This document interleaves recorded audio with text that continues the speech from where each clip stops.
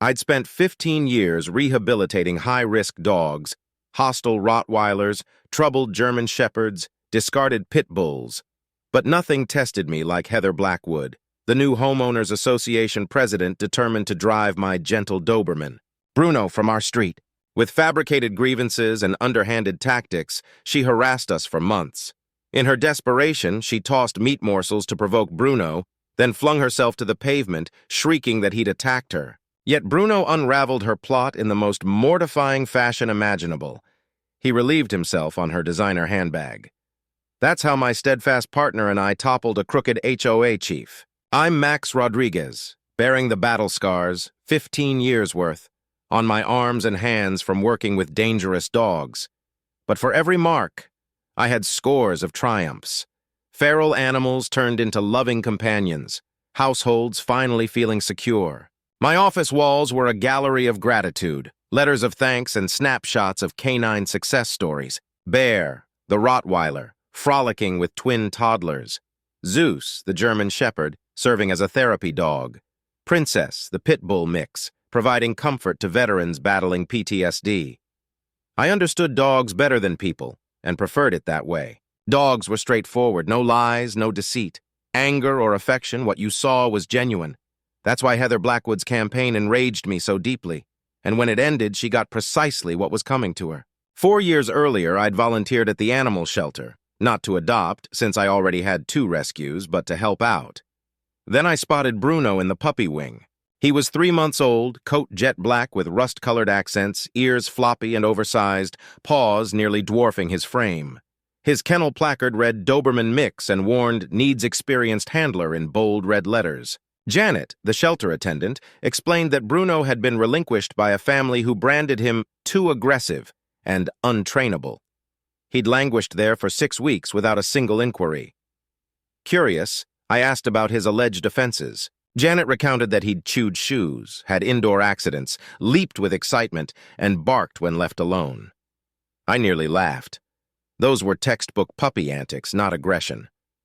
Clearly, the previous owners lacked any real canine experience. I dedicated an hour to gauging Bruno's temperament. He aced every evaluation, gentle, bright, and keen to oblige, but it was his gaze, warm, trusting brown eyes locked on mine, that sealed the deal.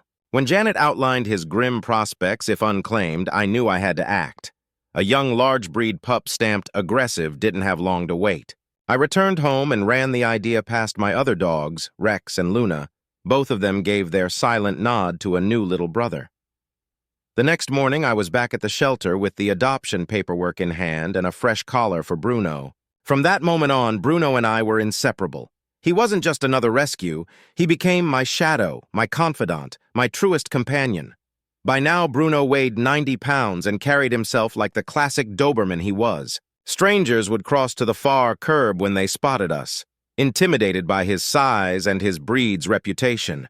Yet anyone who actually met Bruno understood he was the gentlest soul around.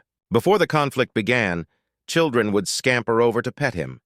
Bruno would lower himself to seem less threatening, then remain perfectly still as small hands stroked his head. Everywhere I went, Bruno followed with impeccable manners. In my office, he'd curl up quietly under my desk. In the kitchen, he'd wait politely at the doorway for scraps, without ever begging. On the couch, he'd rest his heavy muzzle on my lap and exhale in pure contentment as I watched TV. Our morning ritual was sacred. At 6 sharp, we'd set off on our 2-mile run through Meadowbrook Heights, a routine we'd kept up for 3 years without incident. Bruno thrived on those jaunts, trotting beside me with his tongue lolling and ears pricked. Fellow joggers waved hello, dog walkers paused to chat. It was the highlight of our day. We truly were best friends. After training hundreds of dogs, I'd never known one like Bruno. He was family, the dog who greeted me each evening, who never judged my moods, who would have followed me anywhere. That's why Heather Blackwood's scheme was so unforgivable. She didn't just target a dog, she attacked my family. Smiling behind her clipboard, she pretended to safeguard the neighborhood, all while trying to sever the bond I shared with Bruno. But Heather made one fatal error. She underestimated my resolve to protect Bruno and his ability to win over anyone who took the time to know him. By the end of this battle, the entire neighborhood would see who the real menace was. It all started on an otherwise ordinary Tuesday morning in October. Bruno and I had just completed our usual 2-mile loop through Meadowbrook Heights. As we trudged up my driveway, breath ragged but spirits high, I noticed something out of place. A woman standing on the sidewalk in front of my house, clutching a clipboard and a tape measure. She looked to be in her early 50s, her steel-gray hair pulled so tightly it stretched the skin at her temples. Her features were as sharp as carved stone, and her pale blue eyes were cold and calculating. Dressed in an expensive beige pantsuit and carrying herself with rigid poise, she radiated someone who'd never been told no. Every aspect of her presence declared control and dominance. She gripped that clipboard as if it were a weapon, and surveyed my home with the meticulous air of an inspector convinced of wrongdoing. In her mind, she owned the right to be there and the power to pass judgment on anything she discovered. The moment she spotted Bruno and me, her face hardened. Her lips tightened into a thin line, and her eyes slanted with palpable distaste as they locked onto him.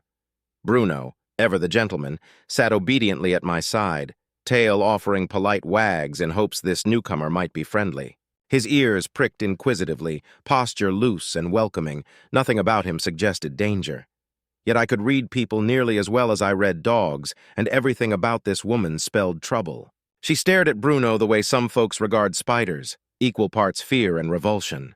In a tone both clipped and contemptuous, she introduced herself as Heather Blackwood, the freshly minted president of the Meadowbrook Heights HOA, here to carry out a comprehensive neighborhood assessment to enforce community standards. The disdain in her voice when she called Bruno an animal instead of a dog or pet sent a chill down my spine. It was a deliberate attempt to paint him as a wild beast rather than a cherished family member. Her first inquiry was Bruno's breed.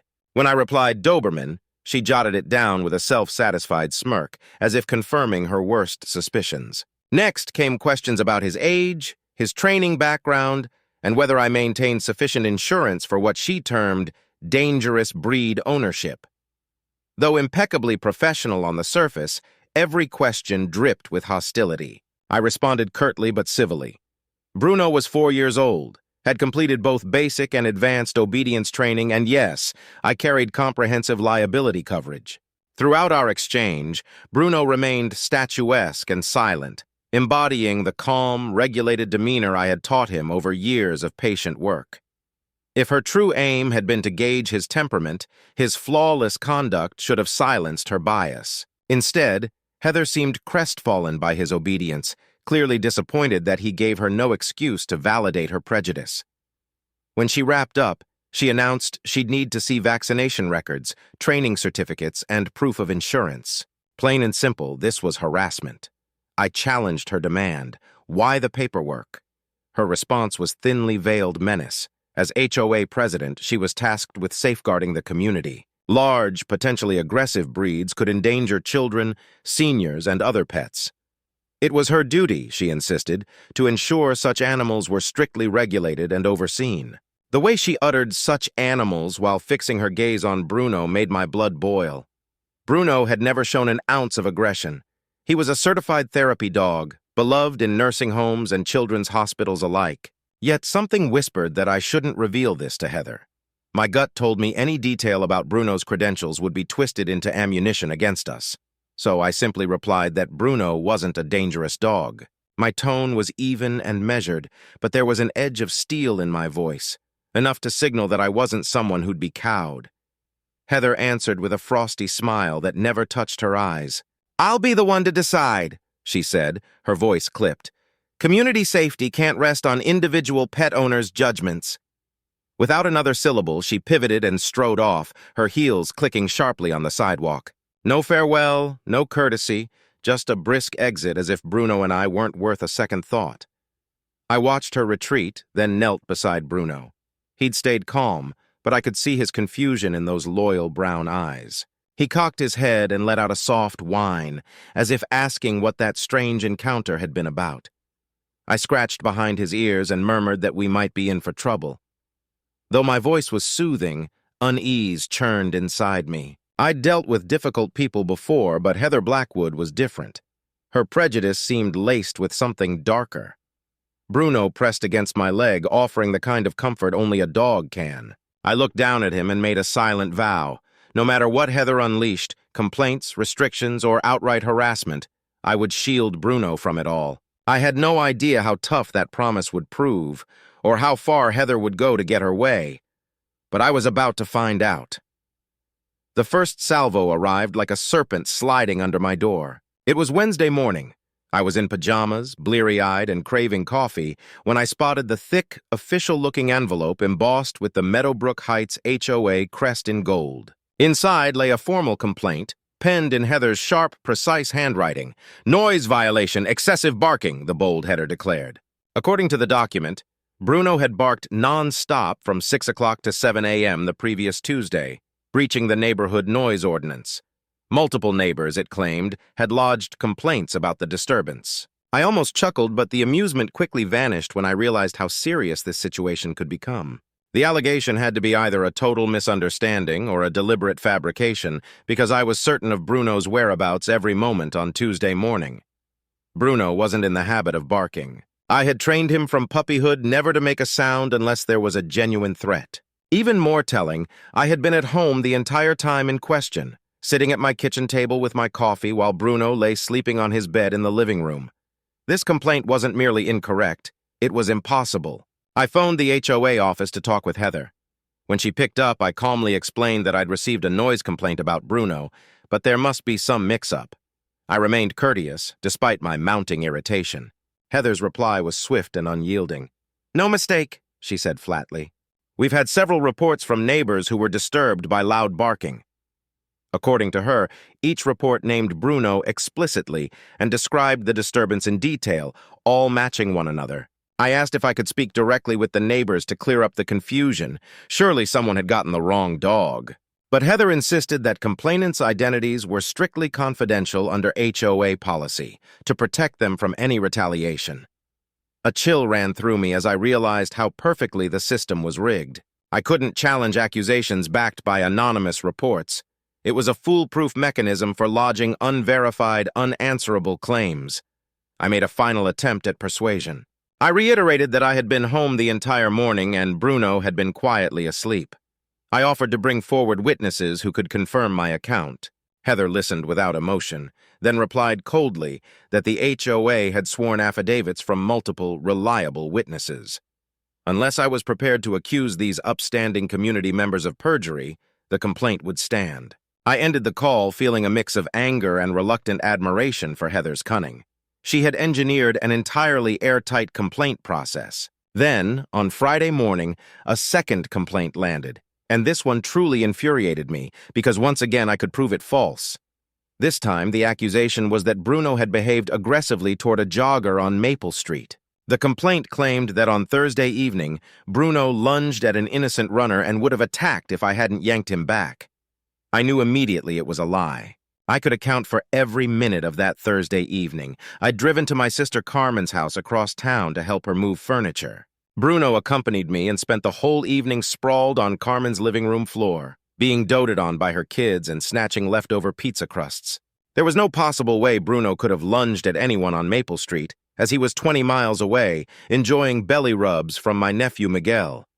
Armed with this certainty, I called the HOA office again, ready to definitively clear Bruno's name. Heather's tone was markedly colder than in our previous conversation. She curtly stated that she didn't appreciate being accused of dishonesty and defended the HOA's investigative process as thorough and dependable. I tried to clarify that I wasn't labeling anyone a liar, just pointing out an obvious error. Bruno couldn't have been in two places at once, and I had several witnesses who could confirm his whereabouts. Before I could elaborate, Heather interrupted. She emphasized that the HOA took reports of aggressive behavior extremely seriously and warned that any further incidents could lead to the animal's removal from the community. The word removal struck me like a punch to the gut. Her casual delivery made it clear she viewed Bruno not as a cherished family member, but as an issue to be dealt with. I hung up, feeling both shaken and furious. I made a solemn vow to Bruno and myself that no one would ever take him away. Whatever agenda Heather was pursuing, whatever falsehoods she was willing to uphold, I would find a way to protect my loyal companion. By November, Heather's calculated campaign to make life unbearable for Bruno and me had intensified. After a long day training a difficult German Shepherd, I came home to find a certified letter in my mailbox. Inside was a packet titled, "Revised Regulations for Large Breed Dog Management in Residential Communities." The cover letter, bearing Heather's sharp signature, explained that due to recent safety concerns and multiple incident reports, the HOA board had voted to enact stricter guidelines for potentially dangerous animals. As I flipped through the pages of new rules, my anger grew with each absurd restriction. Large dogs weighing over 50 pounds were banned from walking on main streets between 7 a.m. and 7 p.m. They were prohibited from coming within 50 feet of the playground, mailboxes, or HOA office. They had to be leashed at all times, even in their owner's backyard. They couldn't be left outside unattended for more than 30 minutes. Owners were required to carry $100,000 in liability insurance. Large dogs were also subject to behavioral monitoring by HOA representatives.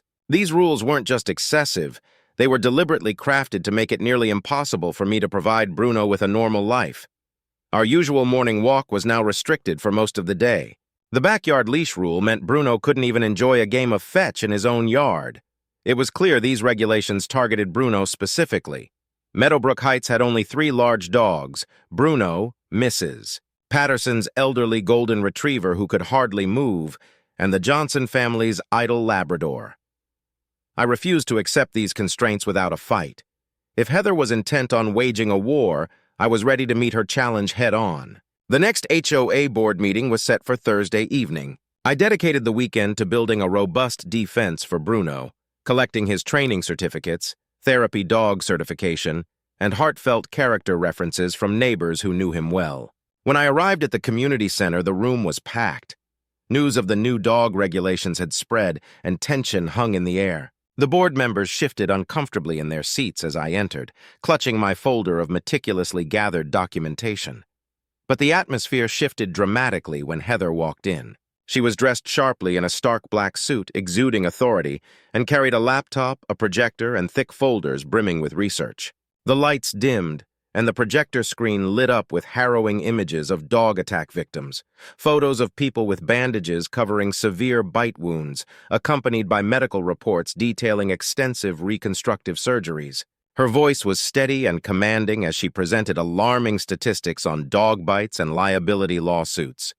She referenced studies on breed-specific aggression and cited legal cases where HOAs had been held financially accountable for attacks. It was a masterclass in fear-mongering, carefully crafted to provoke emotional reactions rather than reasoned debate. She never mentioned Bruno by name, but when a stock photo of a snarling Doberman flashed on the screen, audible gasps rippled through the room. When she concluded, the room fell into a heavy silence. The board members looked visibly rattled, and fear flickered in the eyes of neighbors who had known Bruno for years. I stood, gripping my evidence folder, and began my defense. I detailed Bruno's rigorous training, his therapy dog certification, his impeccable behavior over the years, and his role as a source of comfort in the community. But as I spoke, I could see my words were not landing. The board members were still haunted by the gruesome images Heather had shown. Neighbors who had once adored Bruno now seemed to question their trust in a large, powerful dog. Mrs. Chen, who had petted Bruno countless times, now gazed at me as if I were hiding a dangerous beast. Mr. Williams avoided my eyes entirely. Miss Garcia was visibly trembling. I realized then that facts and evidence were powerless against the fear Heather had expertly sown. She had manipulated the room's emotions, making rational discussion impossible. The vote came, and it was unanimous. 4-0 to approve all of Heather's proposed restrictions.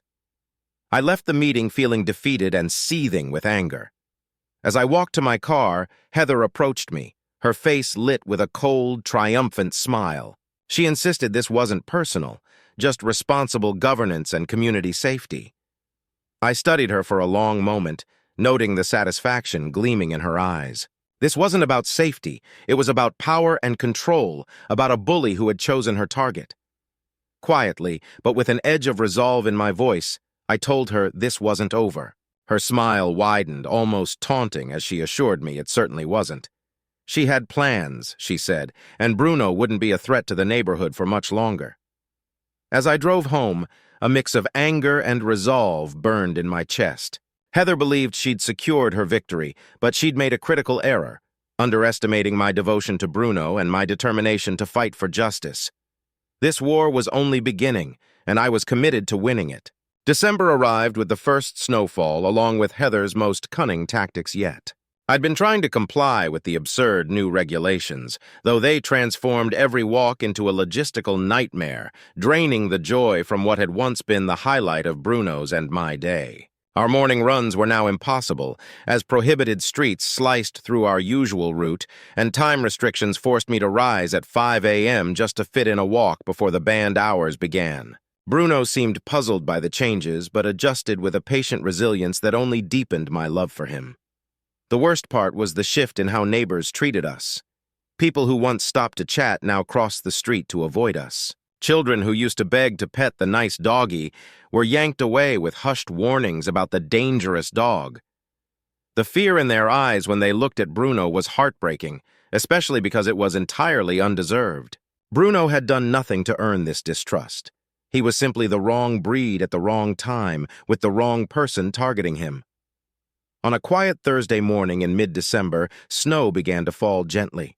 I seized the early hour to give Bruno a proper walk before the neighborhood stirred.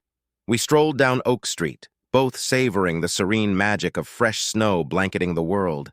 Then I spotted Heather approaching. She was bundled in a pricey winter coat, walking a small white dog I'd never seen before, a fluffy creature that looked like a mix between a Pomeranian and a cotton ball. Bruno noticed them but stayed composed, keeping close to my side. His ears perked with mild curiosity, his body language calm and non-threatening. I gave Heather a polite nod and shifted to the right side of the sidewalk to give them ample space to pass, demonstrating the courteous, responsible behavior expected of dog owners. But as we neared, it became clear Heather had no intention of simply walking by. Her small white dog, which she kept calling Princess, was already agitated, yapping relentlessly and straining at its leash, clearly riled despite the tranquil morning.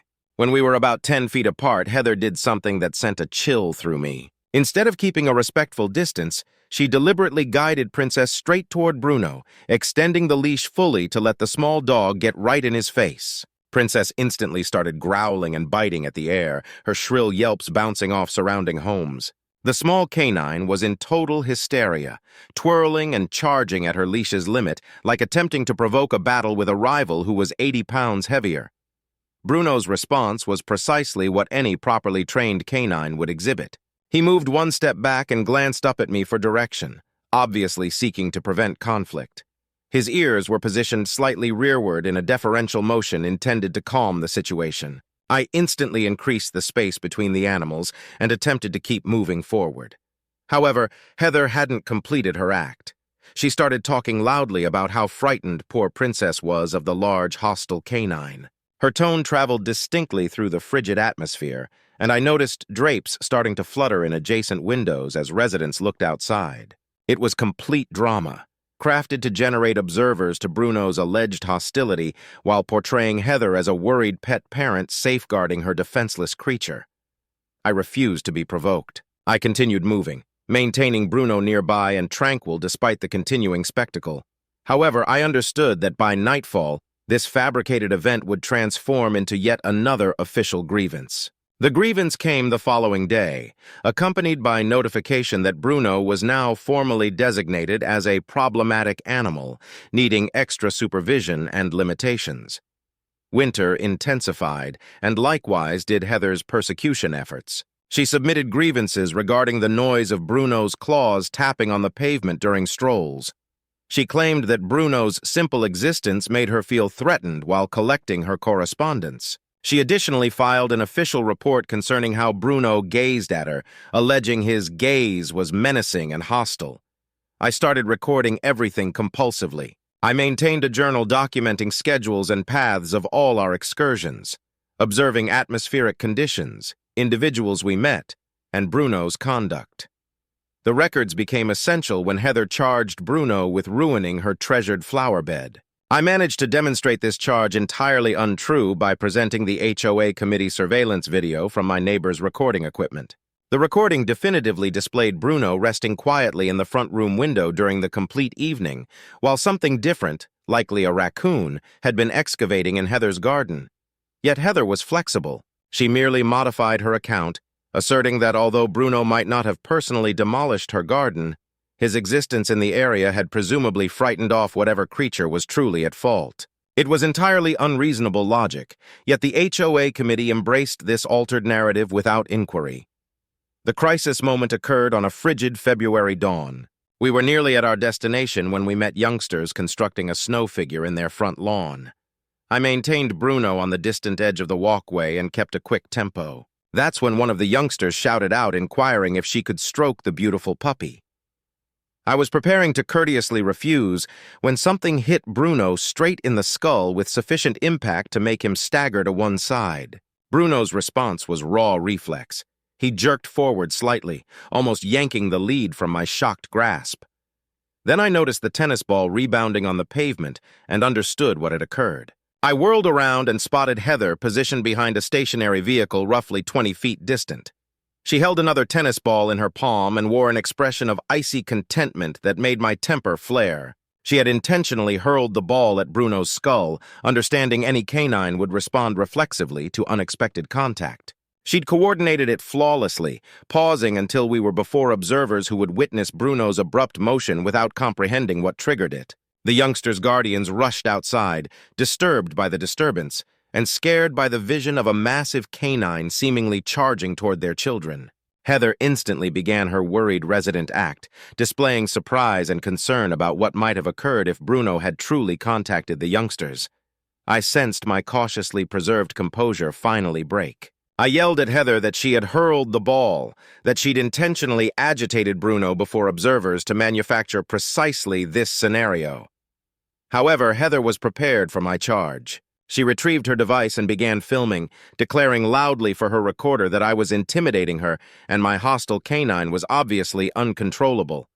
I instantly started filming with my own device. We remained there in the descending snow, aiming cameras at one another, while Bruno sat calmly between us, awaiting the humans to complete their baffling conduct. The dispute concluded when a patrol vehicle arrived. Officer Martinez emerged, and I experienced relief when I identified the recognizable person. Martinez recognized me from my assignment with the police K-9 division. He heard both accounts, inspected both devices, and spent considerable time watching Bruno's peaceful demeanor. Ultimately, Martinez concluded that no offense had occurred and recommended both individuals to prevent future disputes. As the officer departed, Heather gazed straight at me with those frigid, light eyes. Her tone was composed when she informed me this wasn't finished, but there was something beneath that made me understand she was organizing something far worse. I devoted weeks after the tennis ball event in continuous alertness. I altered our strolling paths daily and started bringing a small journal to record every individual encounter we experienced with other inhabitants. The subsequent grievance came on a Monday dawn in early March, and this one was distinct. Rather than charging Bruno with some particular event, this grievance concerned what Heather called intensifying hostile conduct tendencies and growing danger degrees. Based on her comprehensive account, Bruno's conduct had been declining consistently since winter. She referenced the snow event with Princess, the supposed garden devastation, multiple menacing glares, and the tennis ball clash as proof of a hazardous creature whose hostility was escalating uncontrollably. The grievance ended with an official suggestion that Bruno be expelled from the community before a severe assault happened. The grievance also contained an official appeal signed by 17 inhabitants demanding Bruno's prompt expulsion. The signatures featured individuals I had regarded as allies: Mrs. Patterson, the Johnson household, even reserved Mr. Kim. I understood that Heather had been executing a methodical effort to convert the complete neighborhood against us. The idea of losing Bruno felt like a physical strike to my torso. This canine wasn't merely a companion. He was kin and the most significant bond in my existence. I concluded I required assistance. I scheduled meetings with both an attorney who focused on HOA legislation and an animal specialist who could supply expert witness regarding Bruno's disposition. The attorney, Rebecca Torres, informed me that what I was outlining resembled persecution and potentially conspiracy to deny me of my ownership privileges. She clarified that companions were lawfully regarded as possessions, and HOAs couldn't merely eliminate inhabitants' possessions without proper procedure. The animal specialist, Dr. Sarah Kim, devoted 2 hours assessing Bruno in different stressful circumstances. Bruno succeeded in every individual examination with outstanding results. Dr. Kim's assessment portrayed him as remarkably well-adjusted, with excellent self-restraint and no detectable indicators of hostility. Equipped with professional backing, I demanded an official proceeding where I could display proof of Heather's harassment pattern. The proceeding was arranged for a Thursday night in late March. When I reached the community facility, I understood Heather had been actively preparing also. The space was crowded with inhabitants. Heather occupied the front seat with her computer and heavy files, appearing like a district attorney. Next to her stood a gentleman in a costly outfit who presented himself as the HOA's legal representative, employed particularly to manage the hazardous canine matter. I understood this wouldn't be an impartial proceeding. This would be a staged trial where the judgment had already been determined. Heather presented first, and her demonstration was a work of art of influence. She examined each event chronologically, portraying them in terminology that made Bruno appear progressively threatening. She discussed the barking grievances as proof of territorial hostility. She portrayed the snow event as Bruno intimidating a smaller creature. She presented the tennis ball event as a near assault on defenseless youngsters. During her demonstration, Heather never openly fabricated any particular detail. However, her analysis was so expertly twisted that Bruno appeared as a hazardous creature whose conduct was advancing toward an unavoidable assault. When she concluded, multiple petition endorsers rose to voice their backing for Bruno's expulsion. Mrs. Patterson stated she could no longer feel secure strolling her aged canine. The Johnson household clarified they had to confine their youngsters indoors because they feared what could occur if Bruno escaped.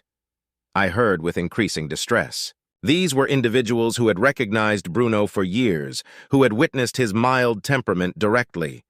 Yet Heather's terror campaign had been so successful that they now truly considered a canine they had previously adored was a danger. When my opportunity came to talk, I displayed my proof systematically. I revealed the surveillance video that confirmed Bruno hadn't ruined Heather's garden. I broadcast recordings of my telephone conversations challenging false grievances. I offered Dr. Kim's behavioral assessment and personality testimonials. However, I could observe the emotional harm had already occurred. The committee members were hearing courteously, but their decisions were already formed. The decision was 4-0 to maintain the designation of Bruno as a hazardous creature and to demand his expulsion from the community within 30 days.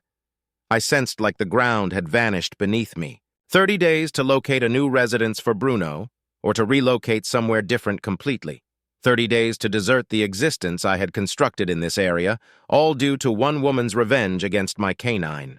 As individuals departed, multiple neighbors came to voice their sorrow about the circumstances.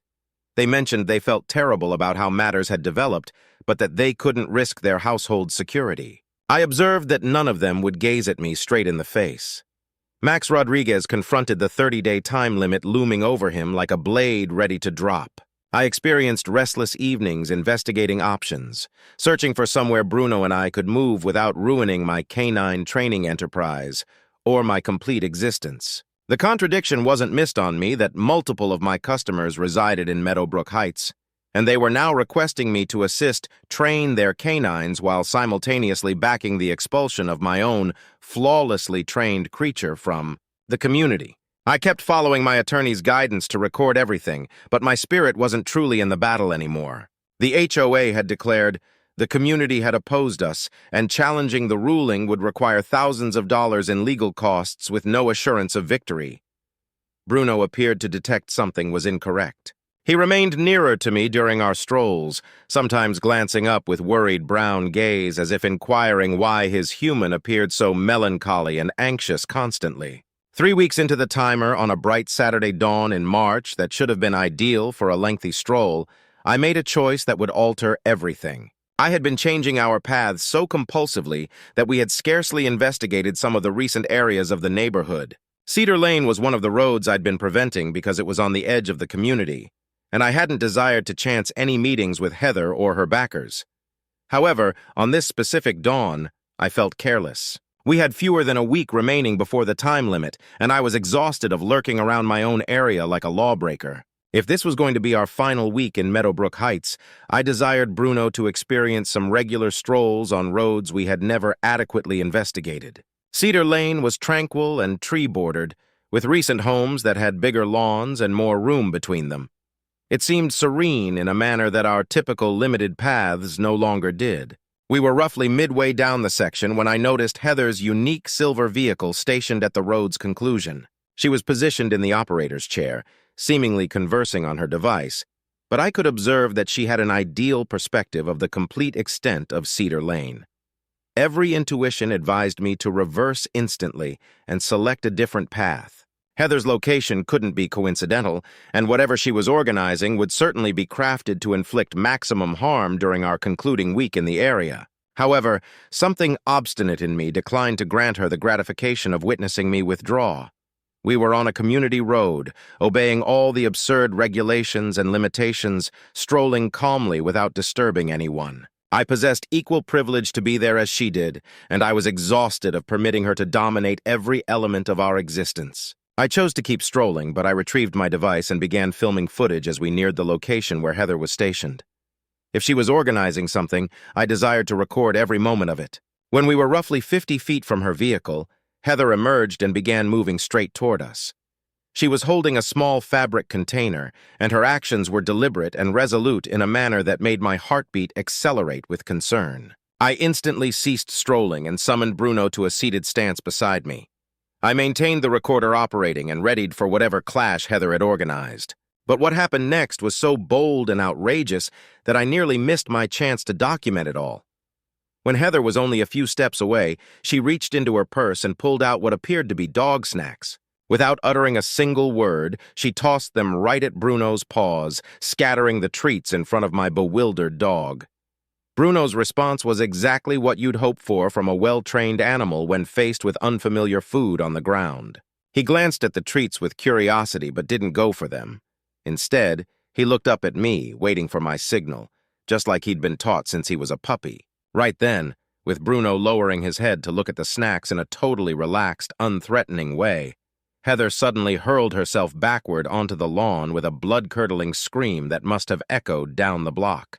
She started writhing on the grass next to the sidewalk, gripping her arm and howling about how the dangerous dog had attacked her. Her melodramatics belonged on daytime TV, complete with drawn-out moans and pleas for assistance. I was so taken aback by the shamelessness of the act that for a split second I almost forgot to keep my phone recording, but my finger stayed pressed to the camera, catching every moment of Heather's dramatic scene as Bruno watched from several feet away, still puzzled by the woman's wild theatrics. Within minutes, a crowd began to gather around Heather, who was still lying on the lawn claiming that Bruno had pushed her down and bitten her. She pointed accusingly at us, telling everyone in graphic detail how the dog had supposedly charged at her for no reason. I kept filming and tried to explain to the onlookers that Heather had tossed food at Bruno and then thrown herself to the ground. But my words were drowned out by her sobbing and the worried whispers of neighbors who were seeing exactly what Heather intended them to see. The brilliance of Heather's setup was that it gave bystanders the exact scene she wanted. Her sprawled on the grass, saying she was hurt, and Bruno standing nearby looking big and intimidating. Nobody would realize that she had choreographed the whole thing, or that Bruno never got anywhere near her. Meanwhile, Bruno stayed calm and composed through the entire episode. He sat by my side as told, occasionally cocking his head at Heather's bizarre behavior, but showing not the slightest hint of aggression. Then, something so fitting happened that I had to stifle a laugh. Bruno, maybe feeling like he needed to respond somehow, wandered over to sniff Heather's purse, which had tumbled to the ground during her staged fall. Whether it was nerves or just his way of making a statement, Bruno raised his leg and peed all over Heather's fancy leather bag. The timing couldn't have been more hilarious. There was Heather, still whimpering about being brutally attacked, while the dangerous dog she blamed simply relieved himself on her expensive bag, showing total indifference as if she didn't matter at all. Some of the neighbors gathered nearby couldn't help but chuckle when they saw what happened. It was such a ridiculous and humiliating conclusion to Heather's act that even people inclined to believe her couldn't deny the comedy of the scene. I finally lost it. Laughter spilled out as I watched this woman who'd made my life miserable for months, sprawled on the grass pretending to be a victim, while Bruno ignored her and peed on her things without a care in the world. But Heather wasn't done putting on a show. She took out her phone and dialed emergency services, her voice shaky and weak as she reported being mauled by a dangerous animal and requested immediate help. She insisted she was bleeding and possibly badly injured, asking for both an ambulance and the police. I kept my phone recording, knowing this video was my best defense against whatever claims Heather planned to make. I'd captured the entire sequence, from the treat-throwing setup to her staged collapse, and the footage made it obvious that Bruno had never even touched her. As we waited for first responders to show up, I felt an unexpected sense of calm. This was clearly Heather's last-ditch effort, her final desperate scheme to get Bruno banned from the neighborhood. But for the first time since everything began, I had clear proof of her dishonesty. The recording on my phone would expose that she orchestrated the whole charade. Her reputation would be ruined, and with luck, all her previous fake accusations would finally come to light. Bruno sat beside me, content after marking his spot on Heather's bag, and I actually felt a wave of relief for the first time in weeks. It finally seemed like this ordeal could be ending soon. What I didn't realize was just how completely Heather's plan was about to unravel. Soon enough, the ambulance showed up with the police and animal control officer, Sarah Chen.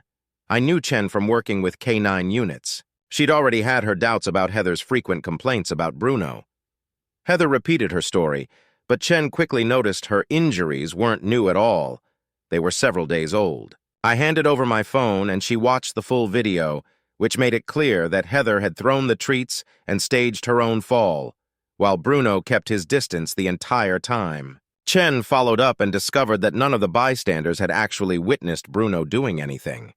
They'd only signed statements Heather wrote out for them. Surveillance footage from a neighbor's house revealed Heather staging other incidents too, and text messages on Heather's phone exposed her entire scheme. Chen arrested Heather for making false statements and harassment. The HOA immediately dropped every restriction against Bruno and issued an official apology. Once Heather's landlords found out about her actions, they evicted her on the spot. A local journalist even uncovered that Heather had harassed residents in several other neighborhoods before ours. Within 3 months, Heather vanished, leaving town in the middle of the night. Half a year later, peace had returned.